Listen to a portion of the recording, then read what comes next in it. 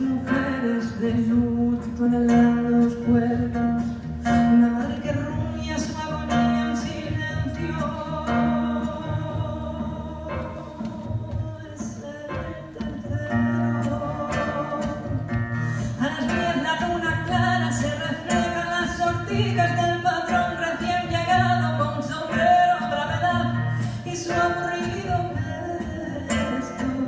Y él ha sido el primer vendrán gobernadores, alcaldes y ingenieros. Tratarán de calmar la presentida viuda que se muerde el pañuelo. No sabrán acercarse a la madre que les mira con los ojos resecos.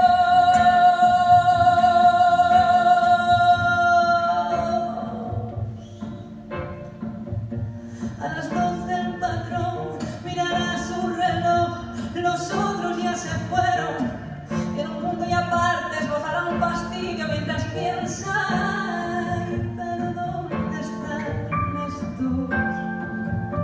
Ha llegado otro relevo de bomberos y a la 1:10 de la noche el primer muerto.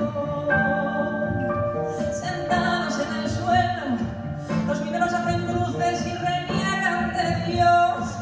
¿Quién diría les pillara de sorpresa la tragedia repetida?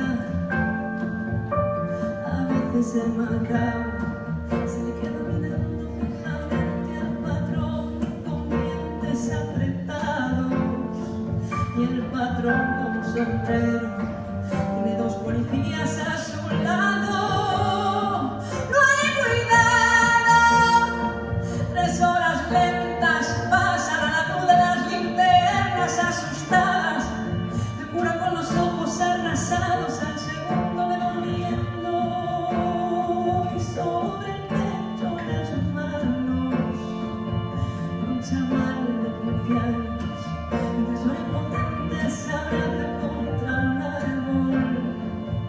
Y el chofer del patrón con su gorra de plato se siente desplazado.